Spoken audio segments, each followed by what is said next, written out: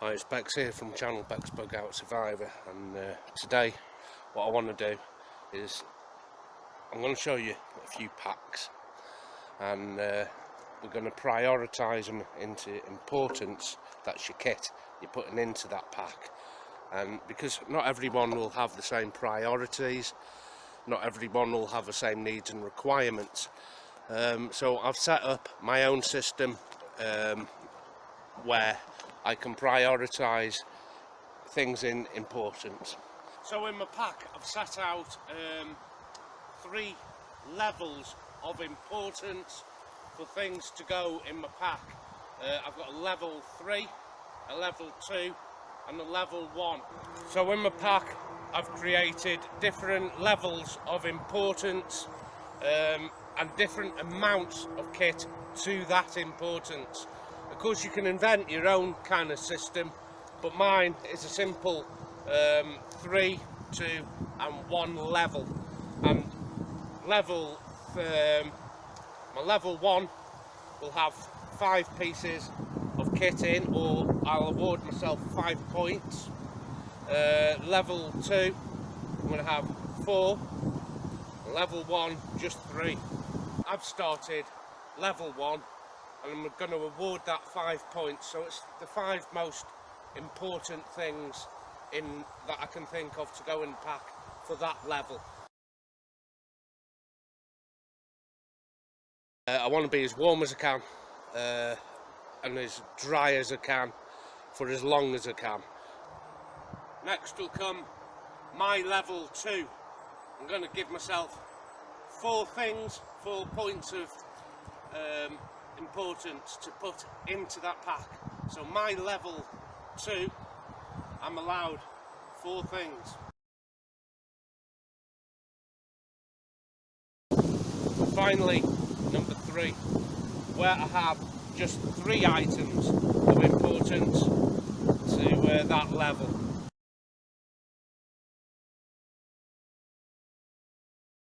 So I'm going to think about things of importance to me if I was long-term living, and I'm going to prioritise them into shelter, then hunting, which will support my food resource, and I'm going to get together a fire kit. Okay, when it comes to actual pack selection, there's a big choice on the market out there to go for.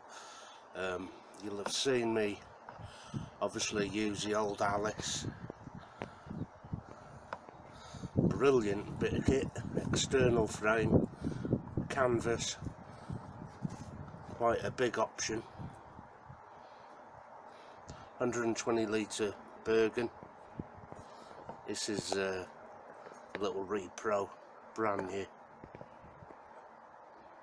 And of course my kit pack, kit mat in the middle.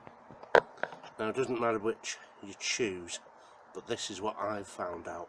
Now it really doesn't matter what particular one you want to go for. I found several, and I like some of them, others I've struggled with, and I'll go through that in a minute.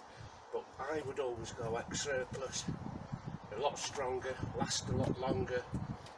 This one, my Alice, goes back maybe to the 50s, still going strong. This is, it's not a repro, it is original, but it's been modified and fixed with all the original fittings, straps, latches, so it's been, it's like new really. This one, repro of the British Army, Bergen, 120 litres, tough as old boots, and that's why I'd rather go for surplus over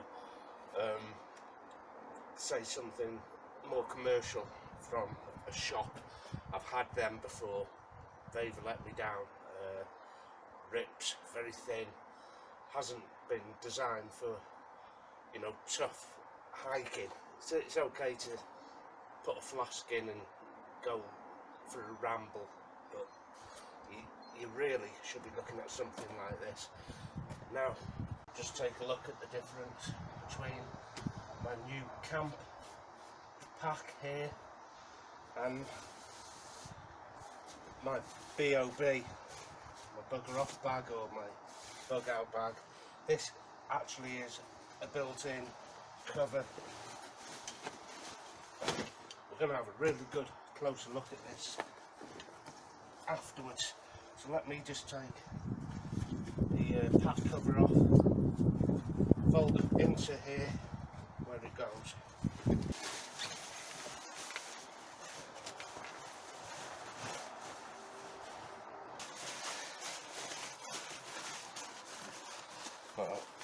You'll notice a difference between my bob and my hike pack. Very, very different, and also packed very differently with different components. Okay, I'm going to strip down the components of the big boy there. So if we start from the top, that there on top is just a roll mat and a basher, which I can make into either a ground system or a hang system. You've seen that on the DD XL video that I put out a little while ago. Just fastened in by the straps, doggy, is my sleep suit. I've gone differently with the not using sleeping bag. We'll go into that in a little more detail, but to get a really good perspective on that, it all needs stripping down. I mean, just look at the difference here. On the right is the Nash 120 Pursuit. That's got to be bigger than 120 litres. It is huge. And there's my camp pack. That has everything I need for a camp, including the tent, which is sat inside that. So to give you a side-by-side comparison, the Nash 120 is absolutely a monster.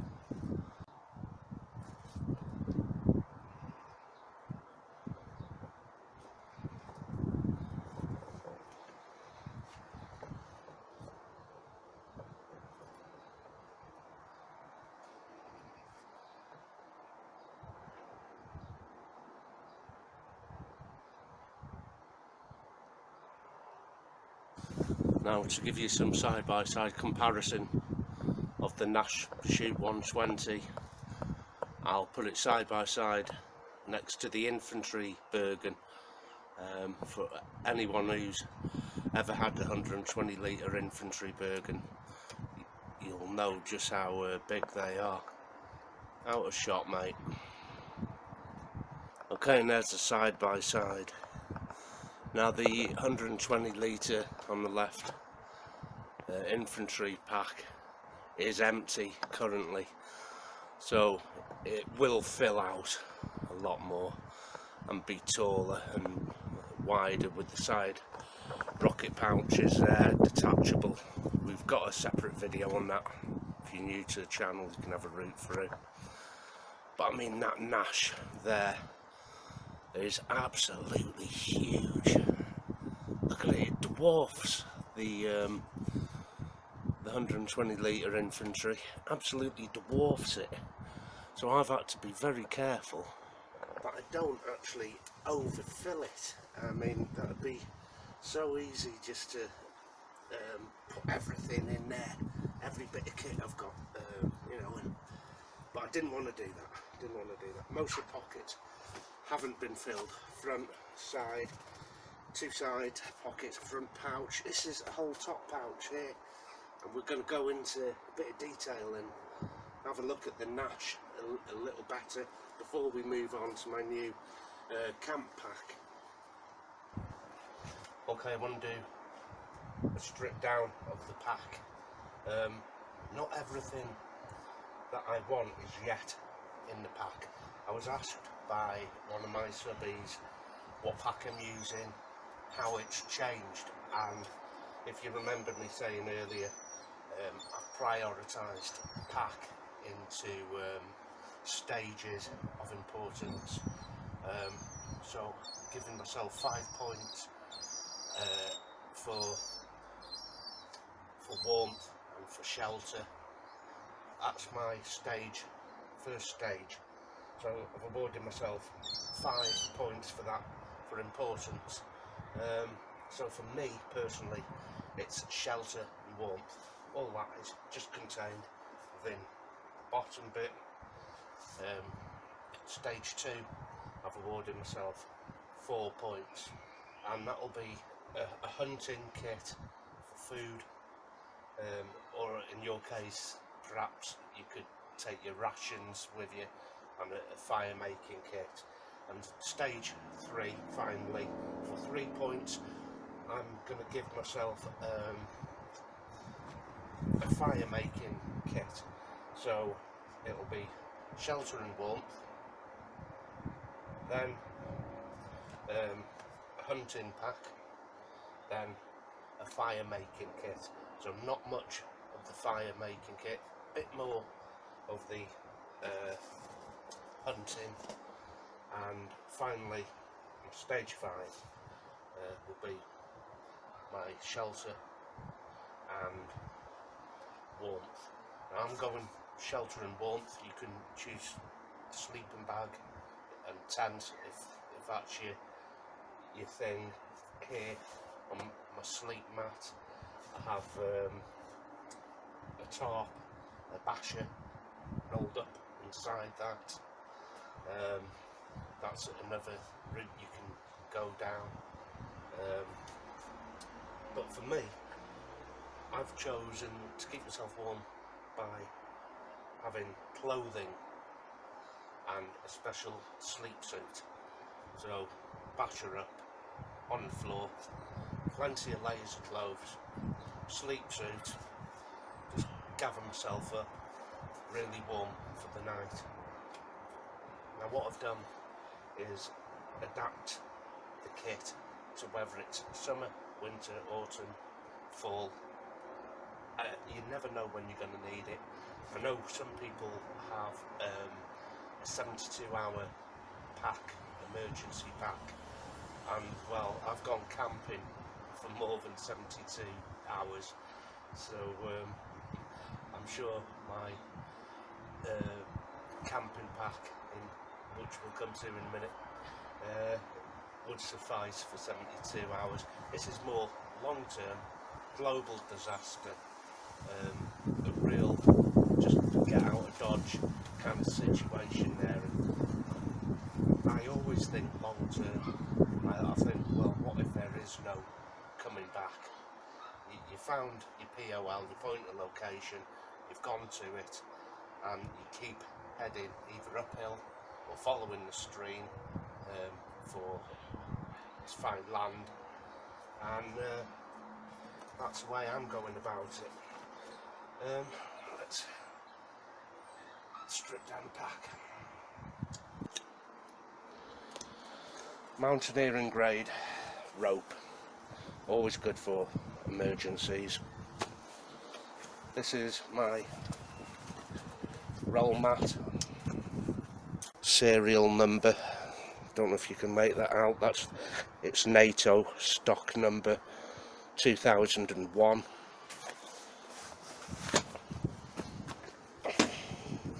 Now the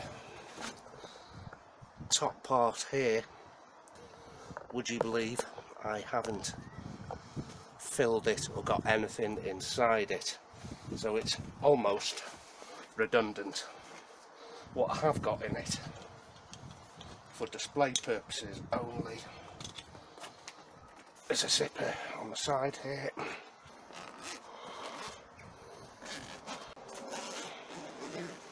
And all I've got in mine is a pillow, just to fill out the pouch. That's one pillow off my bed, a house pillow, just to fill out that space. So far, nothing in that. So now I've undone these buttons here, brings the lid of this right back. So let's bring that back out of the way. This is a real beast.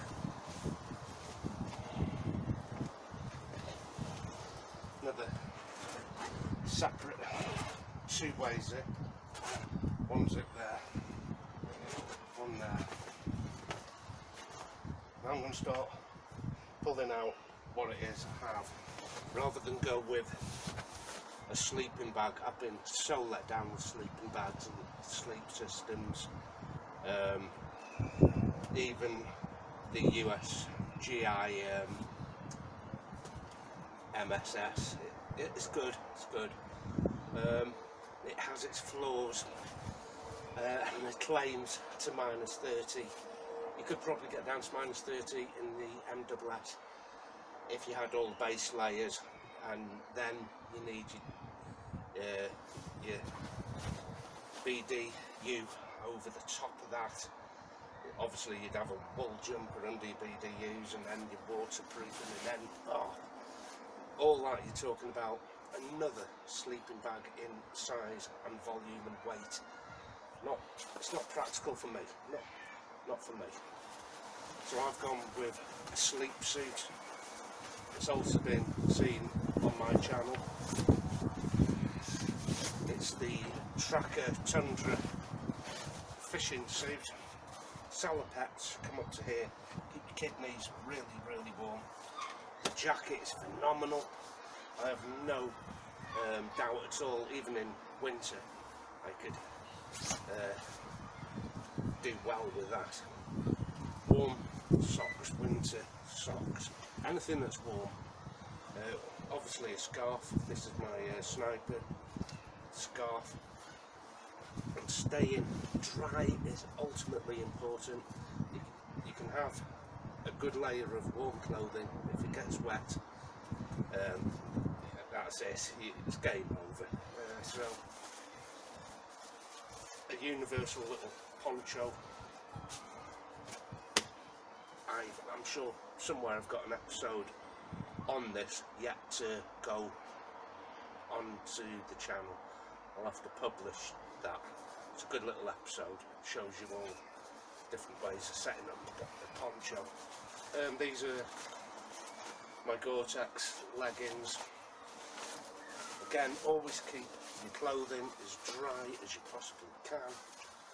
Softy trousers, always best to wear straight next to your skin. I know they're, I think it's a level 7. It goes on the outside of your trousers. Wear them underneath your trousers, like little sleeping bags for your legs. Fantastic. Obviously gloves, and again I'm thinking winter, cold. You don't know what the disaster is or where it is you need to be. Simple t-shirt, jog pants, and of course a fleece top. I'll come to the fleece tops and everything in a minute, and that's just from this in here. So that's the salopettes and jacket used for a sleep suit. Scrim scarf, thick socks, waterproofing, softy trousers, couple of t-shirts, jog pants and fleece. And of course there's only one thing better than having a fleece top in your pack, and that's to have two. So in here will be two fleece, two pairs of trousers, whether they're fleece lined combats or jog pants, something like that. A couple of t-shirts already in, check. So more clothing is perhaps needed in here. Okay, let's have a look at the back of the pack of the Nash 120. storage straps at the top here for keeping your roll mat or tent, whatever you like. That's got my roll mat. Massive grab handle here to take the weight of your load. Supporting straps for your shoulders, fully adjustable. So this here comes with your sternum strap. I'm not big on sternum straps, kind of restrict your breathing. And of course, really good kidney belt, and tighten it up. It has the web on the back, big kidney cushion padding each side. I can imagine you would sweat quite a lot with this, a bit like British infantry Bergen. Anyone who's packed that up and gone for a long hike on a summer's day, sweat will just pour down your back. Now I don't know why this is so heavy at the moment. It was heavy when it was empty, so I'm going to have a look in some of the other pockets, and I'll show you what else I think I need. Let's turn this round. Side pockets, really decent size. There's the width of my hand, height of my hand. Really decent pockets here.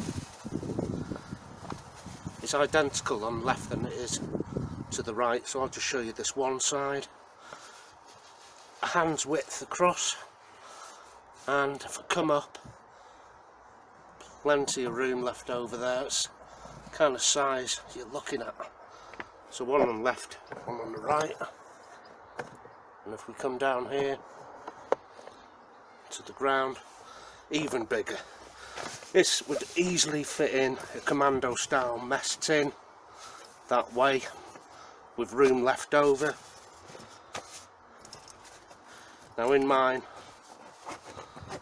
let's see what I have. This is more my hunting, fishing, shooting. It's a net hammock which I can use to trap larger game. Like if I was to, I'm not going to tell you what I'd hunt with that. And spare bank line, catapult, very very handy for small game. Hunting kit, I'm sure you've seen it 100 times before. Snares, fishing, reel, things like that. Now this is, don't know, 100 ball bearings. There's some weight in that. I may as well just use stones that I pick up along the travels, so this stays at home for now.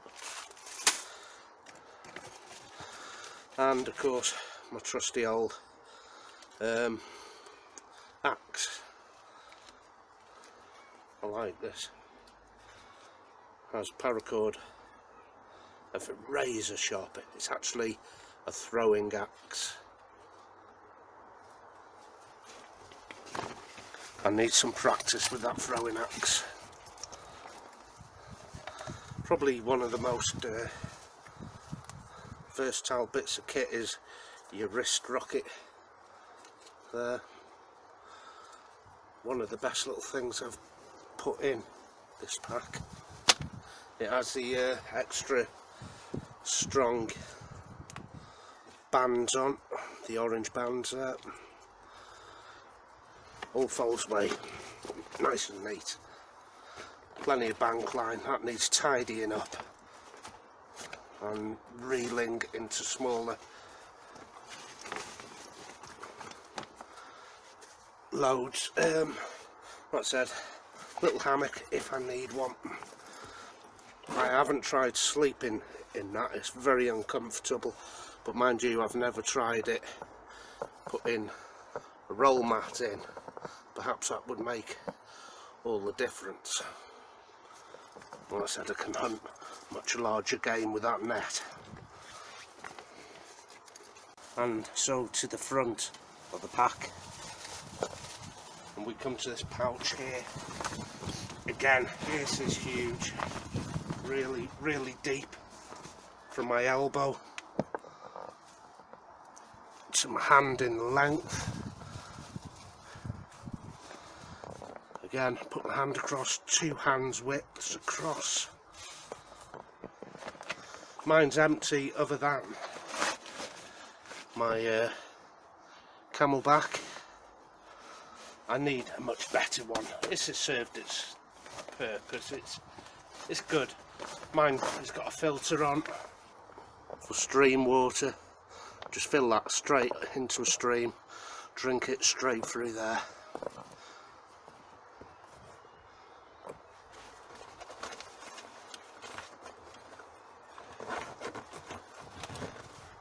So these pockets could be empty at the moment. Remember, I'm going to build a fire making kit full of ferrocerium rods, magnesium rods, some ready tinder, a couple of cigarette lighters, anything.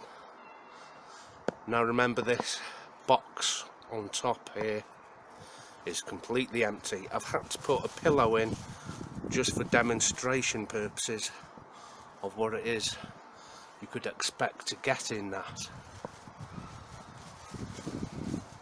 So even without some of the heavy bits of kit, I thought I might need, i.e. taking out the sleeping bags, the tents, everything else. I've tried to get my bug out bag or my bob bugger off bag is lightweight as I can. Now it's never easy to do.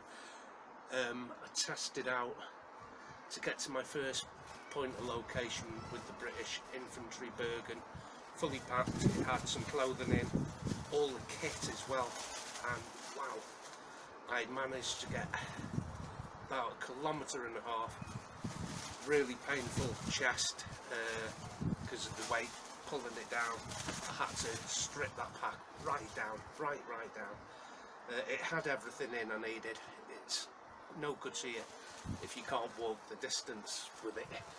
So this, although it's very heavy, and I don't know why, because there is only the clothing in it, the sleep suit itself, I might just put in this top section, but that is coming in maybe 3-4 kilos. I don't know, I've never weighed it, but then again, I want that. I seem to have been disappointed a lot with sleeping bags and their so-called ratings. I don't know who rates these things. They ought to give it to me. I'll tell you if it's any good or not. But the sleep suit, I've done that before instead of a sleeping bag. It's windproof, waterproof, very warm, and of course in an emergency I don't have to get out of the sleeping bag. I can just wear it and move on, grab my pack wherever I'm sleeping, perhaps just roll up the old mat, put that on and gone. It's the way I'm going to use that. Okay, this is the Nash, that's what we're calling it here, the Nash Pursuit 120. It looks a lot bigger than 120 litres compared to British Infantry Bergen. It looks a lot bigger. Hell of a bit of kit. Before you ask where I got it and how much it was and things like that, the next couple of packs I'll show you are going to be things I found on a car boot. I think this was about, I talked him down from £8 to a £5. Really pleased with it, really pleased with it, but remember, it is a monster, absolute beast. This is absolute beast. Now for a camp pack, very different kind of pack.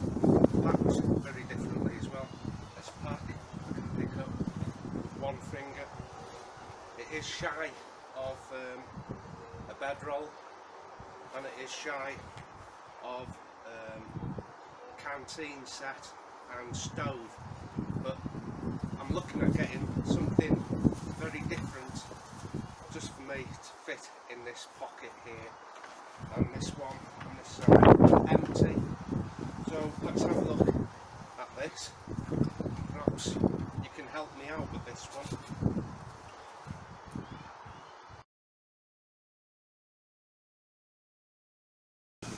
And this is the camp pack, ideal for hiking, trekking, or just an overnight camp. On the front here it has a housing for a trenching tool, not pictured because it's too heavy, but it has one anyway. I think this is a fantastic bit of pack, and I'm at a loss to know what it is. I'm assuming this is ex-military surplus because it has the trenching tool adaptation for it. Two of these, two bands here on the side, top and bottom, would be ideal to stow something lengthways down there.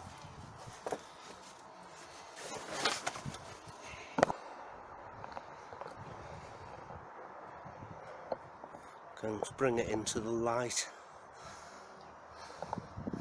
So I've tried to find out what exactly this pack is.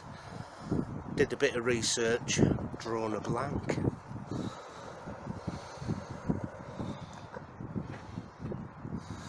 And let's have a look how it fits on the back.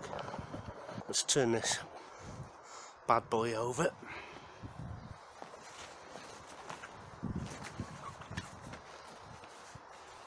It does have the combat straps there, not very heavily padded, but then again I haven't got that much weight in. Same kind of adjustment here as my Alice pack. Wondering if this could be United States. Don't know. If you know, drop it in the comment box. These are the adjustment clips that are similar to the US Alice. Brand new webbing here. So I do want to have a look inside this, because it's very, very different from anything else I have.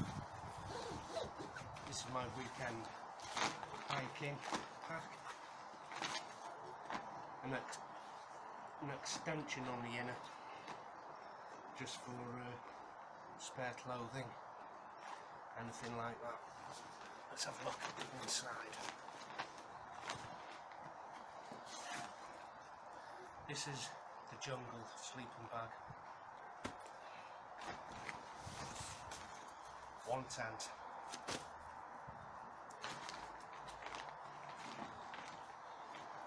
And I've gone with this. This is a wool blanket to put inside the jungle sleeping bag. That's about it. Very, very simple setup. Even the tent will fit inside the pack. Of course it doesn't have to. Could go on the top, at the bottom, but I have the room. So inside I've packed, not the dog, I wouldn't pack that, the tent. Now with the jungle, it's not the best sleeping bag, but I've been so disappointed with a lot of them. I've gone with the wool blankets put inside.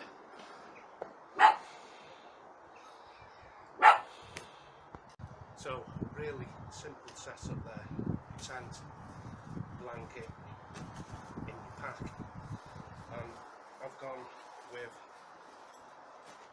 the jungle sleeping bag and wool blanket inside this. So a double wool blanket directly inside the sleeping bag. Now, because my tent is so drafty, I felt the draft in the night straight through my old sleeping bag. It was a duck down sleeping bag, still felt that draft, so hopefully not so much with the wool blanket.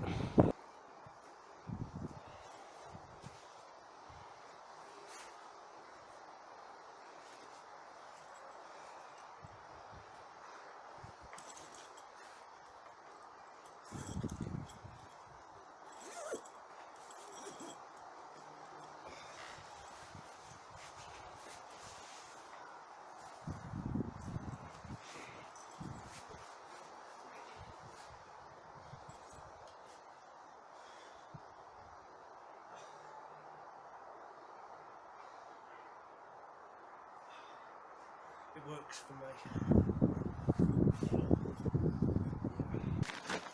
The pack up, really simple.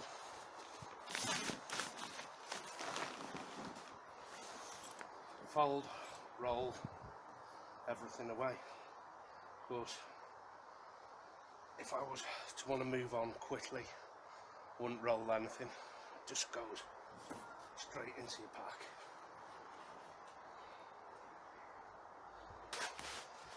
Usually I don't bother with these stuff sacks at all. Everything is just loose filled straight into the pack.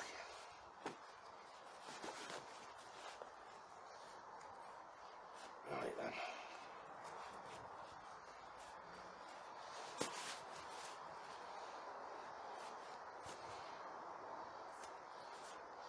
And I can contract this into a better size using compression straps available.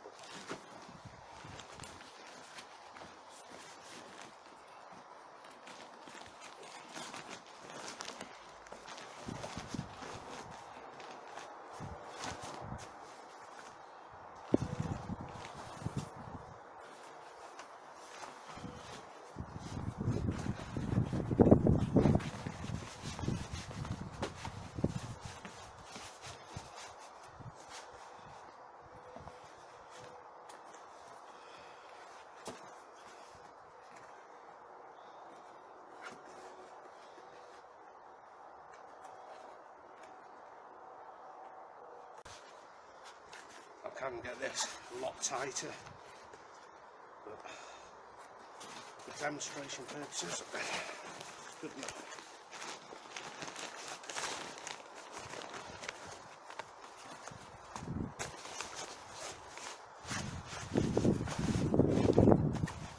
Underneath the outer flap, I think, for this.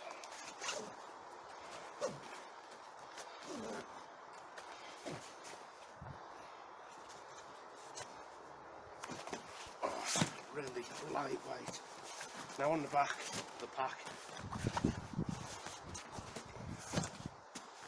let's have a look at these here. Now on the back of the pack are these closed cell foam pads, 3 at the bottom, 2 there. Now this does elevate the pack itself off your back, so you may not have that problem with your pack sweating. And it has all kinds of D-rings on it. Haven't worked out what these are for. Like I said, I've tried doing some research on this. If you know any more than me, drop it in the comment box, and I'll leave you with a shot of some of my favourite and not so favourite packs.